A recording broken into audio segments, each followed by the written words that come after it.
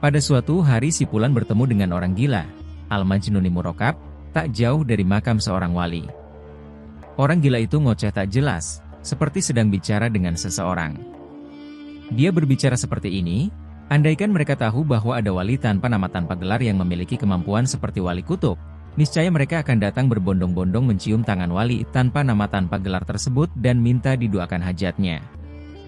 Jika wali tanpa nama tanpa gelar itu telah wafat, niscaya mereka akan berlama-lama di pekuburannya berzikir, berdoa dan bermuhasabah diri meminta ampun kepada Allah Maha Pengampun atas dosa-dosa mereka selama ini.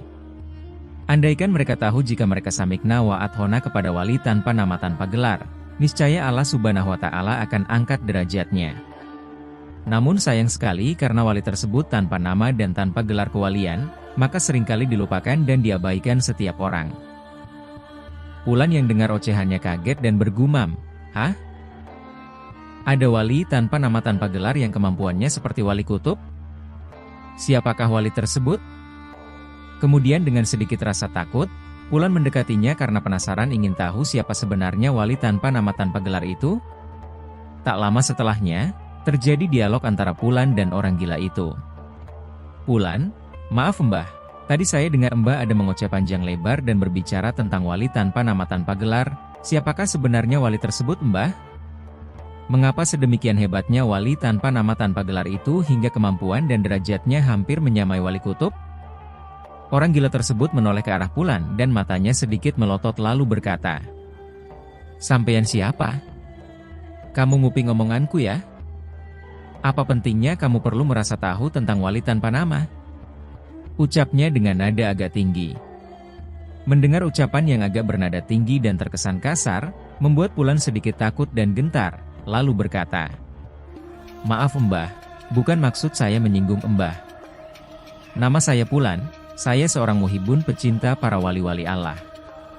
Kadang-kadang saya dan teman-teman berziarah ke makam para wali. Saya penasaran dan tertarik dengan wali tanpa nama tanpa gelar yang Mbah sebutkan. Kalau boleh tahu siapakah wali tersebut Mbah?" Orang gila itu tertawa terbahak-bahak dan berkata, "Dasar bocah goblok, namanya juga wali tanpa nama tanpa gelar. Tentu saja aku tidak tahu nama wali tersebut dan apa gelar kewaliannya. Kamu ini tampang kelihatan pintar, tapi ternyata goblok ya, hahaha." Mendengar jawaban yang terasa menusuk sekali, perkataannya menyebut Pulan anak bodoh dan goblok. Wajah Pulan merah pada menahan sedikit emosi, sepertinya dia telah salah sangka mengira orang gila tersebut orang yang bisa diajak dialog. Nyatanya, dia menyebut Pulan bocah goblok. Pulan pun sadar, namanya juga wali tanpa nama tanpa gelar, jadi siapa yang tahu nama wali tersebut? Siapa yang tahu gelar wali tersebut, sedangkan wali tersebut tanpa gelar? Pulan pun berbalik badan, dengan wajah masam bermaksud meninggalkan si orang gila. "Hai Pulan, mau kemana? Sampeyan ini bagaimana? Sudah datang tidak mengucapkan salam, malah pergi begitu saja tanpa mengucapkan salam. Baru diejek begitu saja sudah bermuka masam. Apakah mursyidmu yang seorang waliku tidak mengajarkanmu untuk mengucapkan salam saat datang dan pergi?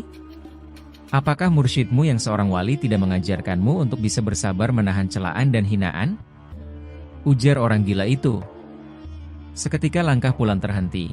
"Astagfirullah," seketika Pulan bergumam dalam hati, "betul sekali. Aku tadi lupa mengucapkan salam sebelum memulai obrolan dan aku juga pergi begitu saja tanpa mengucapkan salam. Tak kusangka, dia menyebut mursyidku seorang wali kutub, sepertinya dia mengenal mursyidku." Pulan pun kembali menghampirinya sembari berucap, "Assalamualaikum, Mbah. Mohon maaf Mbah atas kelancangan saya karena datang dan pergi tanpa mengucapkan salam. Sekali lagi saya mohon maaf," kata Pulan sambil mencoba meraih tangan untuk menyalami dan mencium tangannya. Tak disangka, orang gila itu menepis tangan Pulan seraya berkata, "Wih sudah, cukup bilang minta maaf dan tak perlu cium tangan segala," tegasnya. Karuan saja, Pulan menjadi salah tingkah. Tiba-tiba suasana hening sejenak beberapa menit, keduanya terdiam dan suasana serasa seperti di kuburan. "Ngapain kamu masih di sini?" Tiba-tiba suaranya memecah keheningan, Pulan pun agak kaget lalu berkata, "Maaf, anu Mbah, anu." Orang gila langsung menyela kalimat Pulan, "Anu, anu. Anu apa? Ngomong yang jelas, jangan ngomong jorok. Itu anumu ada di situ, Mau pamer dan adu anu? Ayo sini aku ladenin, mana anumu? Ayo tunjukkan, katanya garang. Seketika, muka Pulan pun merah padam. Dia merasa salah tingkah dan bodoh di hadapan orang gila itu. Dengan rasa sedikit menahan malu, Pulan tetap memberanikan diri untuk bertanya. Maksud saya bukan anu Mbah. Maksud saya adalah ingin tahu siapa sebenarnya wali tanpa nama tanpa gelar yang Mbah katakan saat saya mencuri dengar, ujar Pulan mengulangi pertanyaannya. Orang gila itu pun berkata, kamu ini gak pinter-pinter juga, sudah berapa lama kamu belajar tasawuf spiritual? Pulan menjawab, sudah sekitar hampir 7 tahun Mbah. Lalu orang gila itu berkata sembari menepuk pahanya, sudah 7 tahun, masa kamu orang mudeng dan tidak tahu wali tanpa nama dan tanpa gelar, memangnya gurumu tidak memberitahu? Pulan kembali menjawab, saya sering membaca dan mendengar suhbah dari guru saya Mbah. Tapi saya belum tahu dan belum pernah dengar ada wali tanpa nama dan tanpa gelar dan guru saya pun tidak pernah menyebutkan siapa wali tersebut. Orang gila itu tertawa terkekeh-kekeh lalu berkata, sebenarnya gurumu ada menyebutkannya bahkan berulang-ulang kali menyebutkannya. Hanya saja kamu saja yang tidak paham-paham dengan maksud gurumu. Lagi pula, sebutannya wali tanpa nama dan tanpa gelar. Jelas gurumu tidak tahu nama wali tersebut dan tidak tahu gelar wali tersebut. Tapi kamu sendiri tahu siapa wali tersebut. Bahkan wali tersebut begitu dekat denganmu. Pulan pun bergumam dalam hati, apa? Aku mengenal wali tersebut? Siapa dia? Pulan bertambah penasaran, siapakah wali tersebut yang dimaksud orang gila itu? Maaf Mbah, siapakah yang Mbah maksud? Mbah katakan aku mengenal wali tanpa nama dan tanpa gelar itu. Bahkan Mbah mengatakan wali tersebut dekat denganku. Siapakah yang Mbah maksud? Tegas Pulan. Orang gila itu tertawa terkekeh-kekeh. Wali tanpa nama dan tanpa gelar itu adalah orang tuamu sendiri. Sekarang aku tanya kamu, memangnya aku kenal siapa nama orang tuamu dan gelar orang tuamu? Ya aku mana tahu, jelasnya. Pulan pun bertambah bingung, lalu semakin bertanya-tanya, orang tuaku? Maksud Mbah orang tuaku adalah wali tanpa nama dan tanpa gelar? Mengapa bisa begitu Mbah? Ungkap Pulan penasaran. Orang gila itu mulai menatap mata Pulan dengan tajam, lalu bangkit dari duduknya. Apakah kau tidak tahu tentang Uwaisi Al-Qarni, seorang sahabat yang tidak pernah bertemu Nabi secara fisik dan juga seorang wali? Apa yang menyebabkan dia memiliki derajat yang begitu agung hingga namanya terkenal di langit walau di bumi tak ada seorang pun mengenalnya? Kau tahu? Orang gila melanjutkan, sahabat Uwaisi Al-Qarni berkata, bahwa ibunya pernah mendoakannya, anakku Uwaisi, aku tahu hatimu begitu sangat mencintai dan menginginkan dapat bertemu Nabi Muhammad. Namun kini kau datang padaku dengan wajah dirundung sedih karena tak berhasil menemui Rasulullah dan kau memilih segera pulang karena memikirkan dan mengkhawatirkan aku ibumu ini nak dan aku ridho padamu. Ya Allah kau maha tahu, saksikanlah bahwa sesungguhnya aku telah ridho pada anakku, maka terimalah ridhoku ya Allah dan ridhailah anakku Uwaisi. Dia pun kembali menegaskan, dan apa kau tidak tahu bahwa Sultanul Aulia Syekh Abdul Qadir Jailani di masa kecilnya, ketika dirampok malah berkata jujur tentang kantung emas yang dia bawa. Perampok itu heran, mengapa dia malah jujur mengatakan kantung emas yang dibawanya.